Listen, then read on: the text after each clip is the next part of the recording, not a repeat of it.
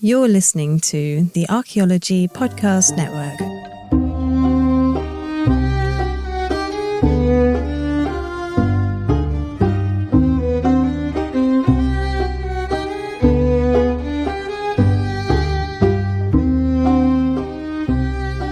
Hi, hello and welcome to Digging Up Ancient Aliens. This is the podcast where we examine strange claims about alternative history and ancient aliens in popular media.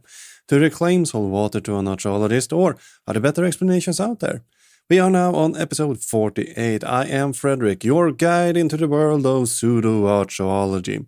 This episode premieres on the day of Halloween, and could it be that we're in for yet another spooktacular?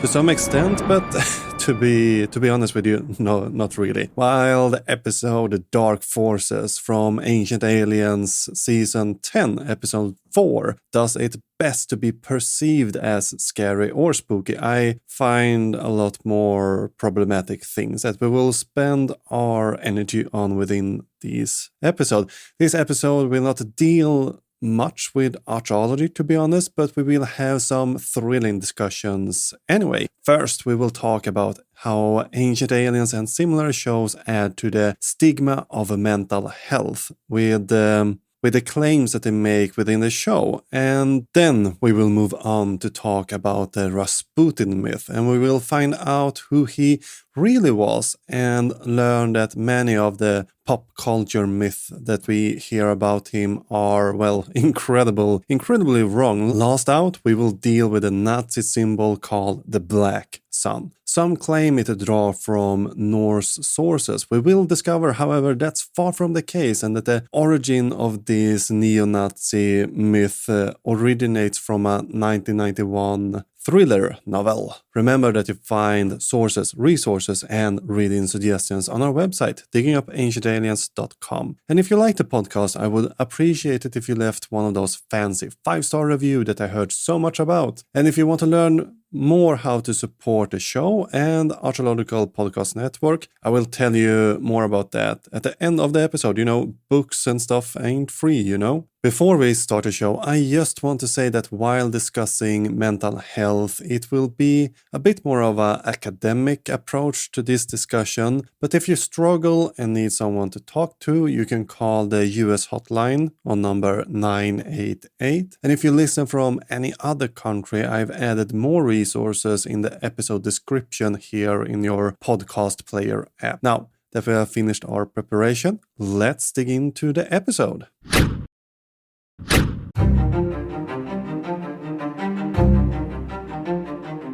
So I have repeatedly said that this show is dangerous, and I am prepared to sound like a broken record here. Let's just listen to the first claim of the show here. Richard Ramirez, the Night Stalker, found guilty of killing 13 people. He claims to be a minion of Satan, sent to Earth to carry out atrocities for the devil.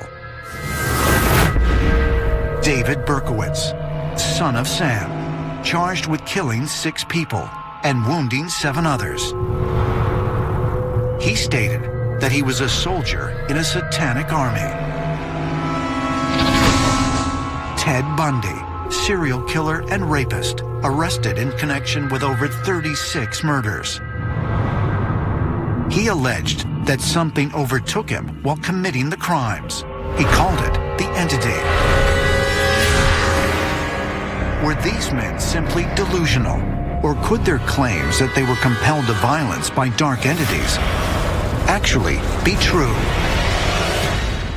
Yeah, I'm going to be a bit blunt here. There's nothing scary, dark, or spooky really going on here, or rather, the frightening thing is how the show writers again try to demonize mental illness. I know that we covered this in part while exploring the myths surrounding the Aikuguhara forest, but I will continue here on a little bit of a different track. While I can somewhat understand the fascination some have for serial killers, myself, I don't really get it. However, I see a danger in how they are portrayed here, both that the diagnoses are just speculation and especially the connection between Satan and the disorders of these people. I have not found that these three were officially diagnosed, and most of the assumptions about their condition are from people who never met them. While understanding their mental health can be significant, it's most interesting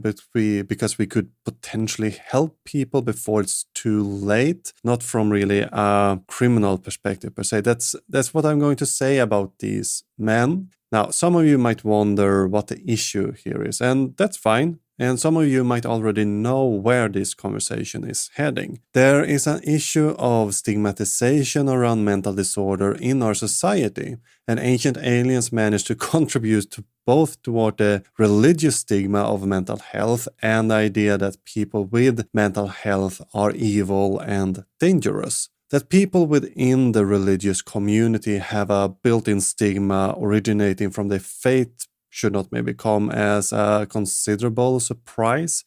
And several studies have been published in the area, both from religious and secular publication. Most of the studies in the English language tend to, no surprise, focus on the Abrahamic religions, and that includes Christianity, Islam, and Judaism. This is a fact that I just want to highlight, so the discussion we are going to have here will be slightly skewed toward the Western world. And I just want to point out there is a lack of data in case you have questions and wondering why I don't bring up other culture in this segment. Now, as I mentioned, studies have been done on the connection between mental illness, religion, and stigma for some time. Many point out that connecting mental illness with sin and immorality leads to symptoms being viewed as something the individual themselves are responsible for and has caused or,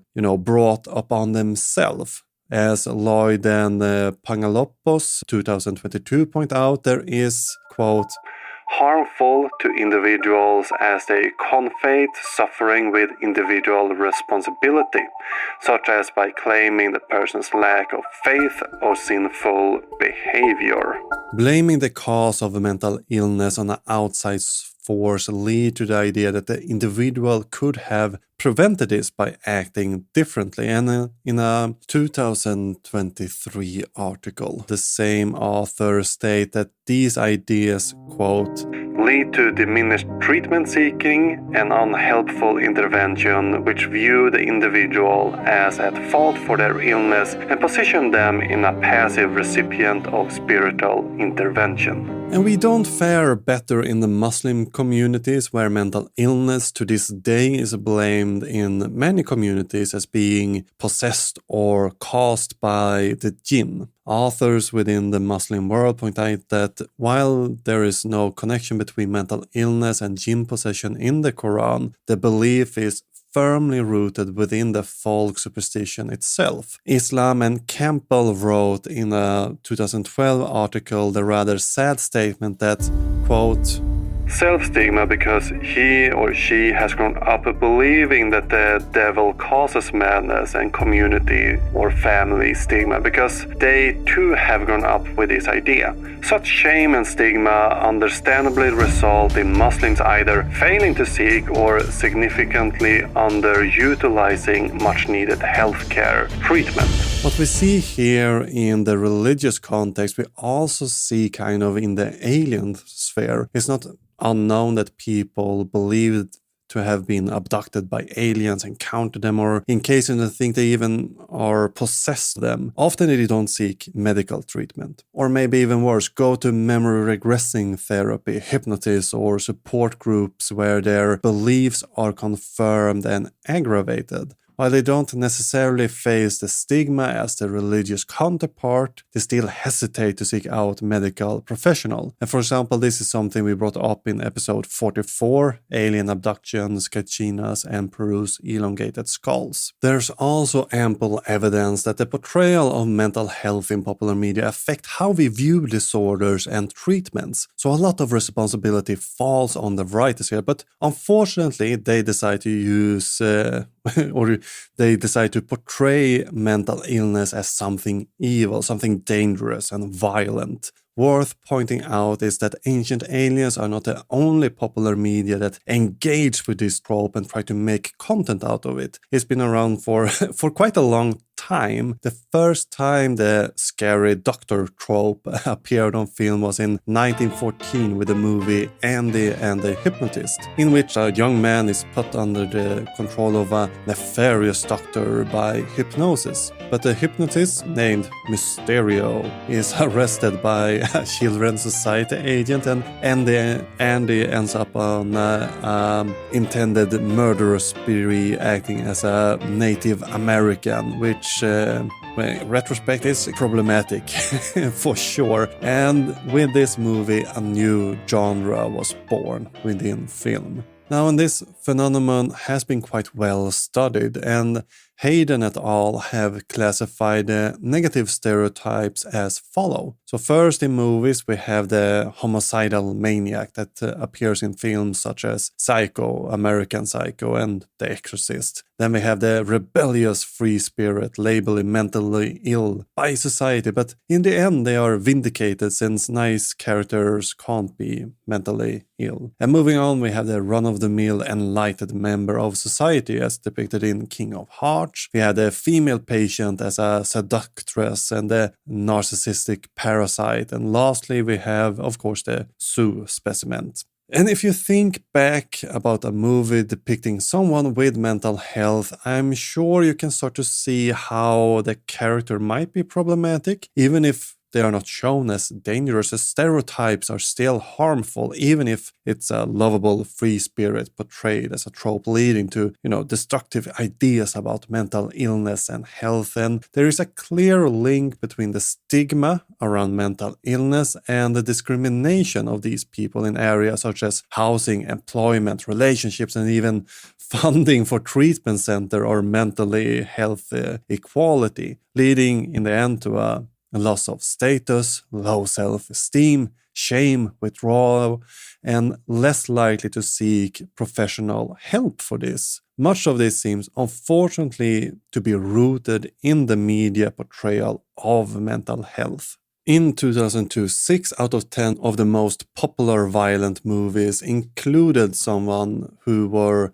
depicted as suffering from mental illness. The characters are often referred to with derogatory terms, and often the villain in these movies were reported to be mentally ill, as we see in the Halloween movies, for example. And looking at the top 100 films from 2016 and 2017 and the top 100 top-rated series during this time, in 46% of those involving a mentally ill character, this character was the perpetrator of violence, while usually it's the other way around. The mentally ill persons are less likely to be the perpetrator of violence and almost always the victim of violent crimes. Percival and Mayers publicized a study in 2016 where they aimed to see how movies affect a person's attitude towards people with schizophrenia. When shown film with a fear-based portrayal, the subjects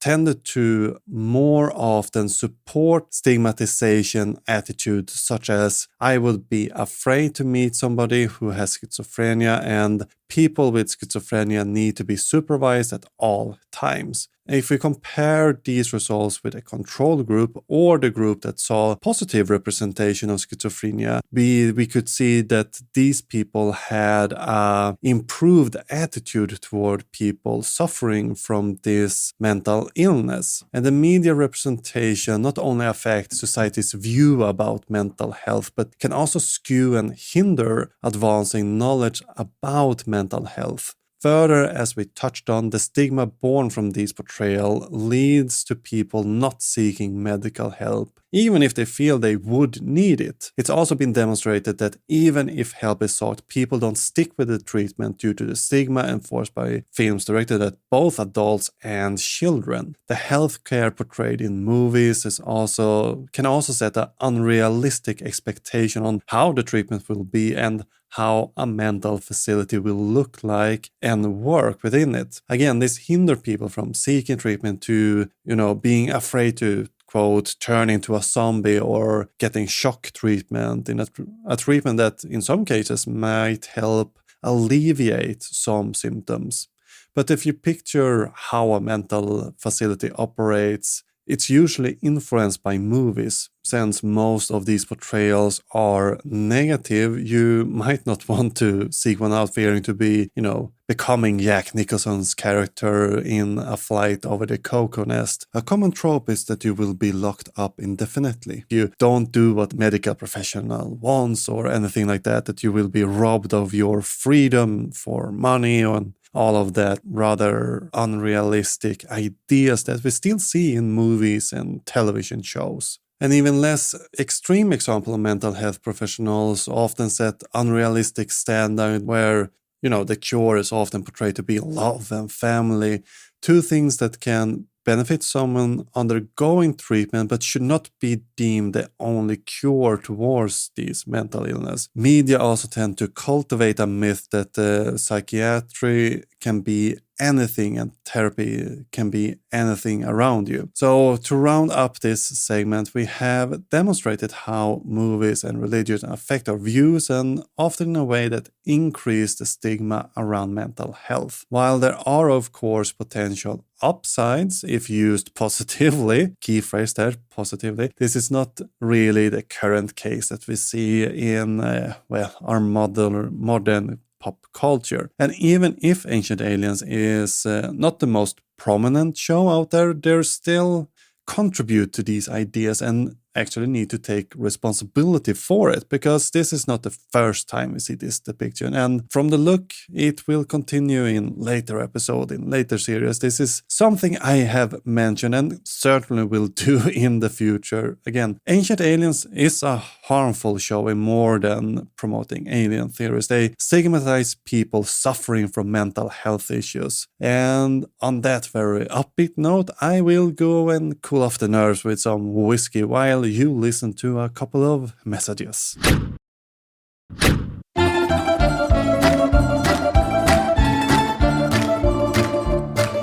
Welcome back. We have now moved from the demonic realm to Russia. Maybe it's the same, where we will encounter perhaps one of the most famous and most misunderstood figure from the Russian Revolution, Grigory Rasputin. A name that's become almost a synonym for evil and villainy. He have even appeared as the main bad guy in the, well at least now, Disney movie Anastasia. There is so much legend about this man that scholars, as we will learn, have difficulty separating truth from fiction. Very little academic work seems to have been written about Rasputin, especially in English. There are, however, tons of popular science books and articles on him with a wide variety of quality. More have been published in Russian, of course, and Rasputin seemed to have appeared in several memoirs of people from the era. The drawback is here that I don't read Cyrillic, and translate it will, even transcribed to Western letters will take me some time to translate properly. But with some grit and patience, I believe to have unlocked some of the real Rasputin that's hiding in all of this mess. Most things regarding Rasputin's life have been mythologized to a point where I believe most of us likely consider some of these ideas as facts. From death to birth, stories about Rasputin's life and mythologies are repeated even by historians like, in this case, Dr. Dan Haley. From the memoir of Maria Rasputin, Rasputin's daughter. She wrote that when he was born, there were other omens and portents, things like a dog with 6 legs being born, babies with deformities, that kind of thing. Maria Rasputin has indeed written 3 memoirs. That is Rasputin, the man behind the myth, published in 1977. The second is called My Father, published in 1934. And lastly, we have the first book, The Real Rasputin, published in 1929. None of these books mention these things Dr. Haley say, and it would be a bit out of character for Maria to describe her father in this way. In all these memoirs, she paints an almost saintly picture of her father, whom she seemed to have loved very much. Reading these books, it becomes evident Haley was either mistaken or might even have bought into part of the Rasputin mythos. The closest I get to some sort of a miracle associated with Rasputin birth is that Maria claims that a comet was visible on the day of her father's birth. The issue with that statement or claim is that Maria managed to get both the date and year wrong for the birth of Rasputin. According to the official records, Grigory Rasputin was born on January 9th and baptized on January 10th, 1869. Grigory was born in Pokrovskoye, a small village in the vast Siberian landscape. So Grigory was born in Pokrovskoye, a small village in the vast Siberian landscape. And he was the first child of his parents, Yefim Rasputin and Anna Pashkova, to survive his infancy. While the family had some money, it seemed to have been quite tight for the family. Yefim was at least once jailed for not paying his taxes, and the sources seem split about Yefim. He was serving as an elder in the village church, and some have described him as a learned man, while others remark more to Yefim's fondness for vodka, for example. And the family have been in Siberia since at least 1643, 1 year after the founding of Pokrovskoye. A man named Isosim brought the family there, who then had no real last name, and Isosim was only known as the son of Fyodor. Isosim's son, however, Nason, took Rasputin as his last name, which would later be spelled more modern as Rasputin. There are many strange tales about the name's origin, and very few seem trustworthy. Rasputin was a quite common name in Siberia, and a possible source might be Rasputa, a word that would be translated to crossroads in English. The early life of Rasputin was definitely shaped by Siberia. The land and its toils follow its people. Grigory helped his father with farm work in the spring and summer while trying to shelter from the elements during the winter. Rasputin was most definitely illiterate until his adulthood, something that's far from surprising. According to an 1897 census, the Rasputin family was in whole illiterate, and looking at the Russian society as a whole, only some 20% of the population could read at this time. But very little is known about Grigory Rasputin's use. This period of his life is a little bit like a black hole, as historian Douglas Smith puts it. This has left room for some rather fanciful stories. My favorite depiction of the young Rasputin tells us, quote, "In his youth, Rasputin was uncommonly hapless, with a foul mouth, inarticulate speech, driveling, dirty as one can be, a thief and a blasphemer. He was the fright of the village." The quote is from the Petrograd leaflet from 1916, while accounts of Grigory Rasputin often depict him as a die-hard criminal and a horse thief. This seems to be a bit of an exaggeration of the reality. A gendarme report from 1909 interviewed the people of Pokrovskoye, and then Rasputin is reported to have had various vices, like, getting drunk, committing some minor theft, quite minor stuff. But he then left Pokrovskoye and returned a changed man, is reported by the people that they interviewed. And the leaving part is also something that's often played off as a big thing. But at the time, do you really need more reason than for more reason to leave than living in the middle of Siberia in a small village? Rasputin told his acolytes about his early life, and they documented in the book The Life of an Experienced Pilgrim. And why he left, Grigory Rasputin himself claimed that, quote, "I had many sorrows too. Whatever mistake was made somewhere, I was blamed, although I was not involved.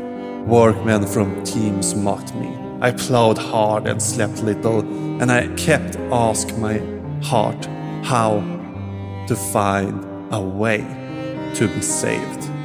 And there are several other stories on why Rasputin left. And among the alternative historians, there's one in particular that's often repeated here by Kathleen Coppens.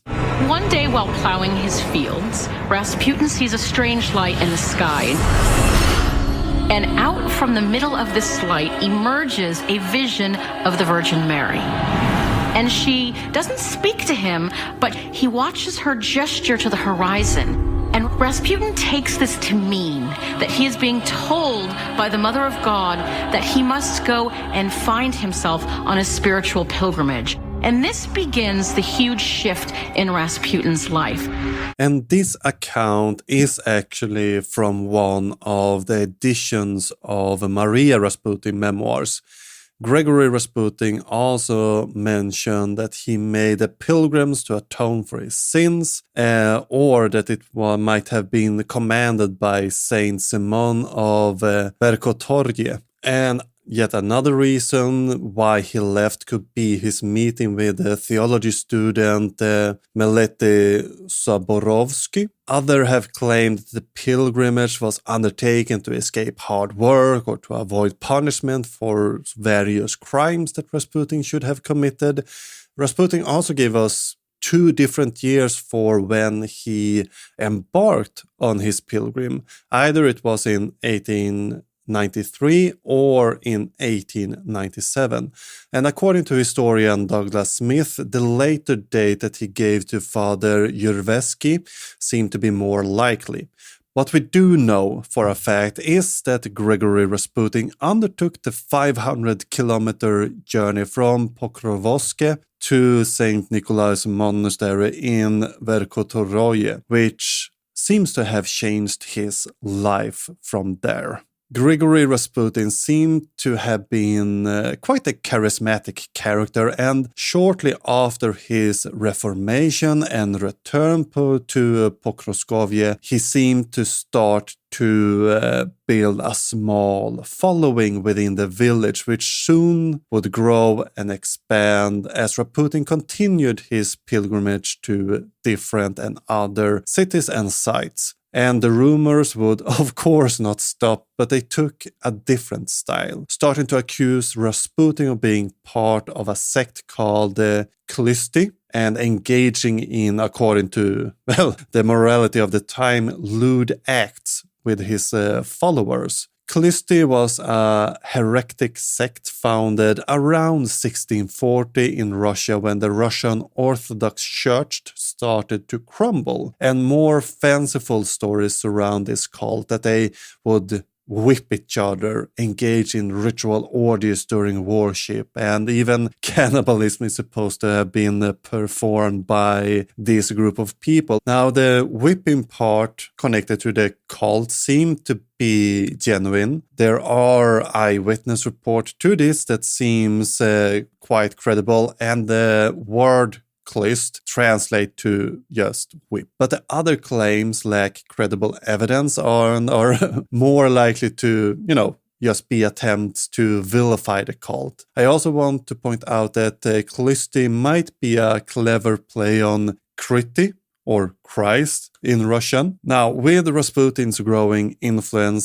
he then met Tsar Nicholas in November 1905, something that the Tsar records in his diary. And the royal couple seemed to have taken a quite good liking to Rasputin, and he often seemed to have visited them in their palaces and at their different vacation homes. Skeptical officials, however, start to launch investigations into Rasputin and his backgrounds, hence the gendarme report that we mentioned earlier, but nothing would turn up that could remove him from the capital. But it was not until 1912 and the so-called miracle in Spawa, Tsar's hunting grounds in modern Poland, that Rasputin's reputation as a healer was cemented. Prince Alexei, who was suffering from hemophilia, developed a hematoma while being at the Spawa hunting grounds, and it quickly got worse, and it's claimed that the prince was nearly, if not extremely, close to death. At the time, Queen Alexandra sent a telegram back to Rasputin in Russia, who answered surprisingly quickly with a now lost telegram. It's often claimed that this telegram goes as follows. God has seen your tears and heard your prayers. Do not grieve. The little one will not die. Do not allow the doctors to bother him too much. After this, it's claimed that Alexis made a miraculous recovery. Not to throw shade, but if you have the option of receiving medical help in 1910s and not, you might want to opt for the not option. It was not uncommon to, for example, administer aspirin to hemophiliacs. You know, aspirin is blood thinning, and it's really not recommended to give to someone whose blood does not clot from the start. So it's suggested that he's advised that basically do nothing, save the prince in this case. But let's fast forward to 1916 and the death of Rasputin. I mean, we could do a hardcore history length with several episodes just on Rasputin here, but we will save that for another time, another place. So let's forward to 1916 and the death of Rasputin. And that is, of course, to not anyone's surprise, surrounded with speculations, rumors, and myth. Rasputin wrote an open letter to Russia, and within this open letter he states, if I am murdered by the royal family or by someone related to the royal family, within 2 years every member of the royal family will be dead. This claim's origin is from Aaron Simanovich, and from the evidence we have, this seemed to be a bit made up. Simanovich, however, never claimed it was an open letter, but a letter to Rasputin's lawyer to be added to his testament. Aaron Simanovich might have been inspired, however, by a letter Rasputin did send to his family. In it, Rasputin claimed that the disaster and misfortune in general were coming. Not really a prediction, I would say. If you look back how it was at the end of 1916, we're 2 years into World War I, and the February Revolution would start relatively shortly on the 8th of March. And no, the Russian was not late to their own revolution, but, they use a Julian calendar at this time, making some dates rather confusing for everyone. But there wasn't really any discussion if something was going to happen. The question was just when it was going to happen. And in this letter, there are no claims from Rasputin regarding his own death. And he had even had an assassin attempt on his life already at this point. But he did not see this coming.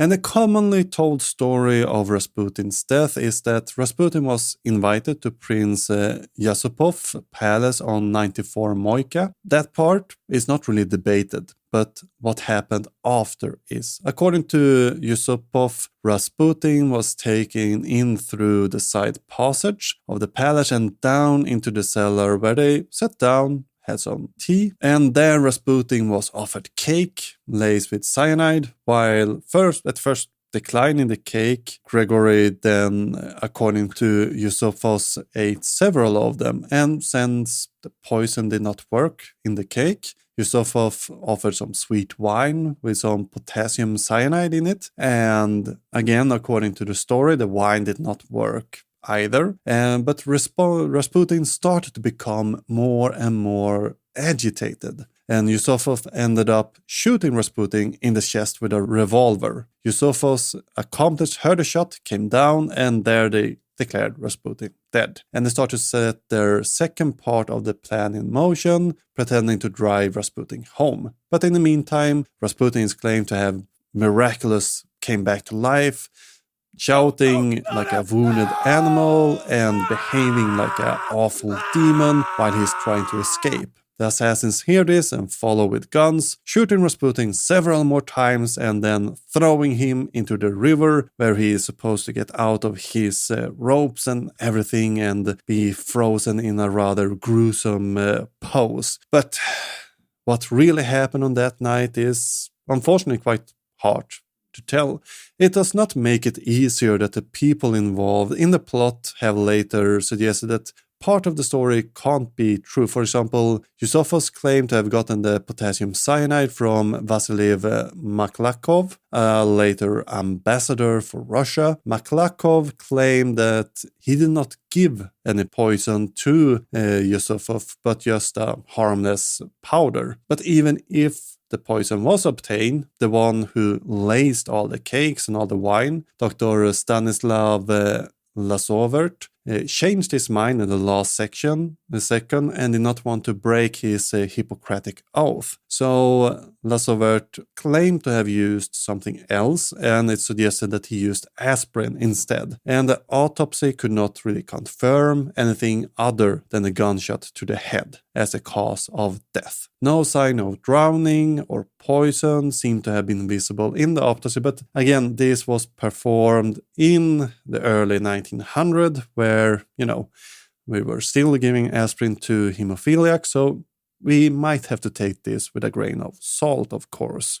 And Maria Rasputin also claimed in her memoirs that her father did not enjoy sweets, so the poison part of the story would be completely out of the question. And while we might be, not able to fully confirm the story, I think it's important to note here that this story primarily builds on Yusufov's claim. And he wanted to eliminate Rasputin due to his claimed influence over the Tsar. So using the rumors surrounding this religious man, and Yusufov then tried to portray him as in more or less in league with the devil, a Satan incarnated trying to destroy the beautiful Russia homeland and all this. So he's just saving Russia from this enemy. And it's important to remember that tales can have an agenda, and we need to evaluate this agenda when we're listening at the story.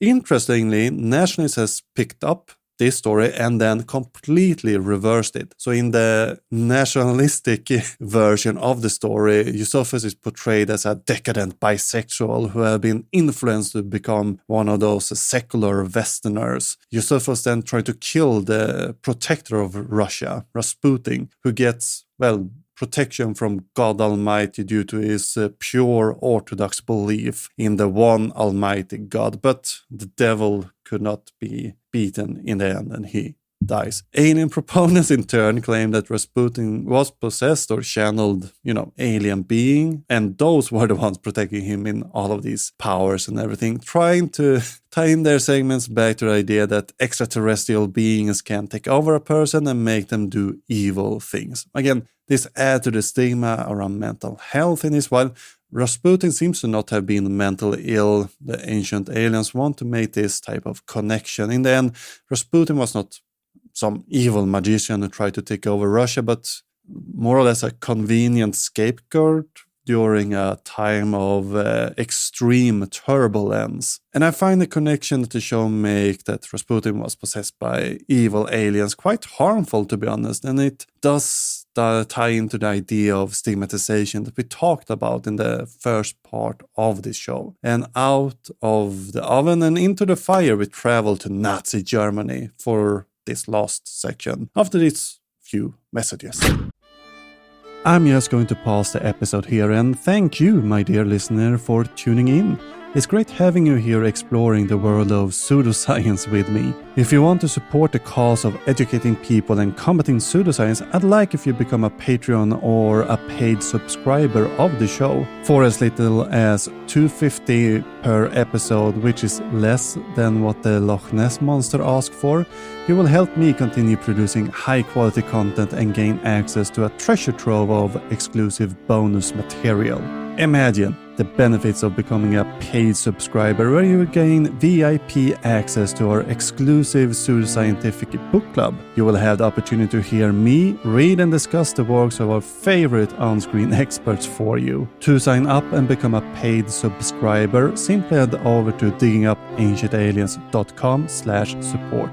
You will find all the information you need to join our community there. Your backing of the program would empower me to create more content that assists people while keeping the show as accessible as possible. So let's combat misinformation and pseudoscience together. Just head over to diggingupancientaliens.com/support to sign up. Together, we will uncover the truth one episode at a time.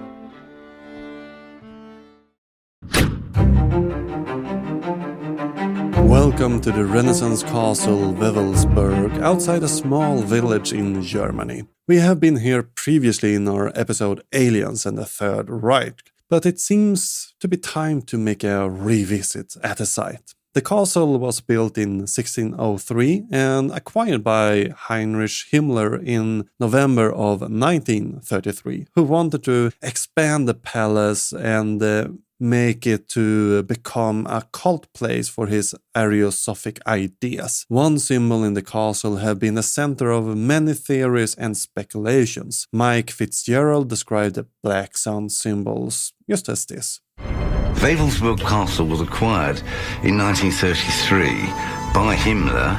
He intended to make that the spiritual center of the world.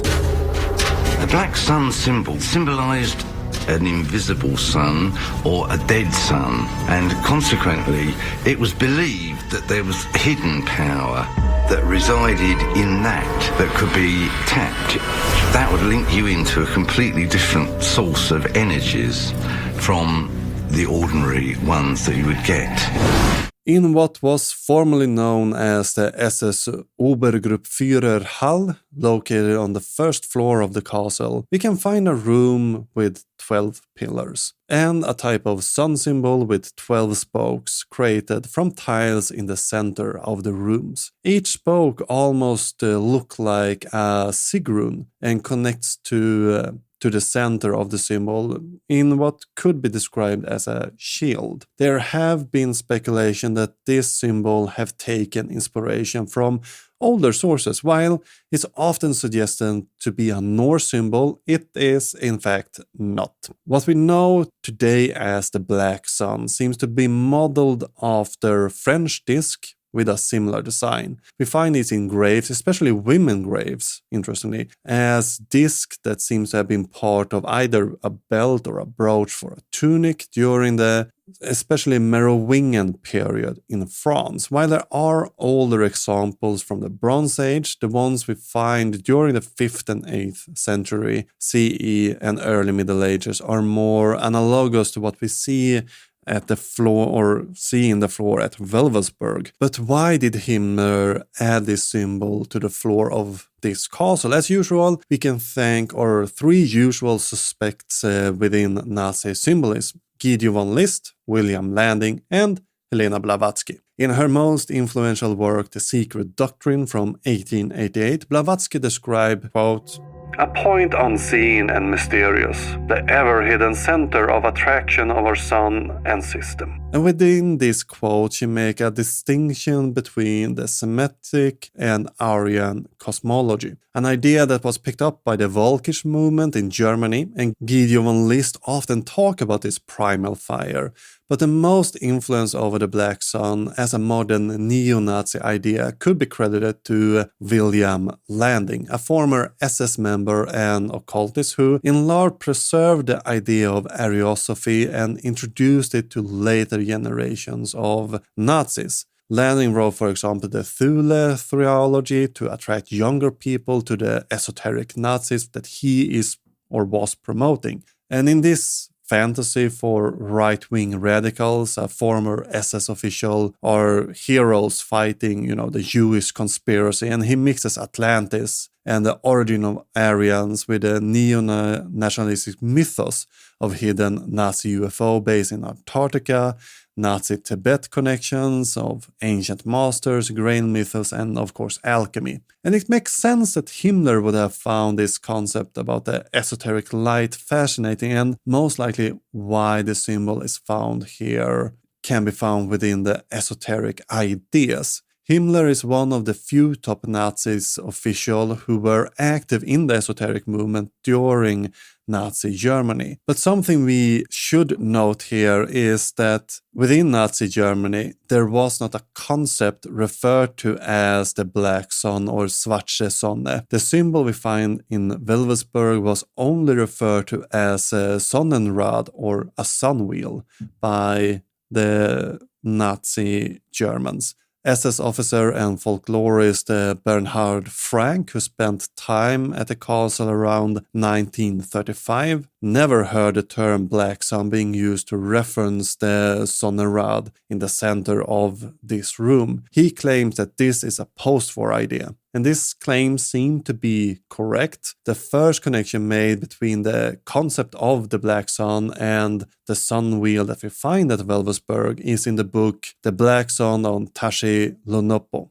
by author Russell MacLeod, released in 1991. In the book, MacLeod links the sun wheel to the esoteric myth of Carl Maria Willigot and Guido von List. And the book is an occult Nazi thriller that utilized the Nazi mythos around Tibet, Thule, and Mongolia. And the Nazi mythos incorporated Blavatsky's idea about Shambhala, a concept that Blavatsky herself borrowed from Tibetan Buddhism. And within this branch of Buddhism, Shambhala is a type of spiritual kingdom. And within theosophy, this spiritual kingdom became an invisible land where the hidden masters who spoke to the theosophic prophets like Helena Blavatsky resided. The Nazis also added the idea of Agartha to their legends, and this is an invention by Alexandre Saint-Yves de Alverge. It was claimed that Alexander was visited by higher masters in 1885 from Agartha. That's part of Alexander's idea of the hollow earth. In the past, they had been part of a world government, but around 3200 BCE, they had been transferred to reside within the hollow earth instead. One of the entrances to the invisible earth and Agartha is supposedly to be found in Mongolia. And all of this become part of MacLeod's story that would come to heavily influence the neo-Nazi movement in the early 90s. And since then, the Black Sun of Wewelsburg has become a key symbol among neo-Nazis, and today is maybe one of the most frequent symbols you might encounter. But as we see here, the symbol is not connected to the Vikings or symbology used within the Scandinavian Viking societies. So the Black Suns with Norse runes are heavily anachronistic. Also, while Fitzgerald is correct regarding the idea of an invisible sun as part of the esoteric legacy of Nazi mystics, he, like many others, get the connection between that idea and the symbol wrong, as we see here. I also want, as in our Nazi episode, bring up the problematic aspect of connecting these horrible ideas and crimes of Nazi Germans with alien. As we saw back in episode 19, they allude to that the Germans did what they did not due to cultist following, bad people, and a horrible view of humans, but due to alien influence. These claims take away some of the individual autonomy and shift blame from the Nazis to alien. I also find it highly problematic that they allude to the mental illness and crimes of people in Germany during the Nazi regime. Ancient Aliens is not really Holocaust denialism, and it's pretty darn close, to be honest, and does add to the misinformation about the cause and the idea of Nazis. As we have seen in the past, Ancient Aliens are not beyond directly quoting and using neo-Nazi writers as sources in their materials. And on that bombshell, I will close out this episode. While we did not talk much about archaeology, I think we did have an exciting and at least important discussion, and probably managed to remove some misguided ideas we might have had going into all of this. So, I guess we have to continue our search for alien life forms in our next episode. Well, until next time, please spread the word by leaving a positive review on platforms like iTunes, Spotify, or, preferably, among your fellow trench dwellers or armchair professors. For more information about me and the podcast, check out diggingupancientaliens.com. There you will also find an extensive list of sources and resources and reading recommendations for those eager to expand their knowledge on the subject matter on the episode page. If you want to support the show, head over to patreon.com/diggingupancientaliens, or if you want to get the most out of your buck, head over to archaeologicalpodcastnetwork.com, where you get tons of bonus content, Slack channels, and early ad-free episode. And that membership covers every episode, so that's a great amount of content for your hard-earned money. And if you want to contact me, it can be done through most social media sites, and if you have comments, corrections, suggestions, or want to write an email in all caps, you find my contact info on the website. Sandra Martelor created the intro music, and our outro is by the amazing band called Transkruv, who sings their song Foliehatt. Links to both of these artists can be found in the show notes. Until next time, keep shoveling that science. Men jag skyddar mig för jag har foliehatt. Och så säger ni det är en galen fantasi att dagens manipulerar oss med telepati. Ni tycker att jag redan är besatt, men jag skyddar mig för jag har foliehatt.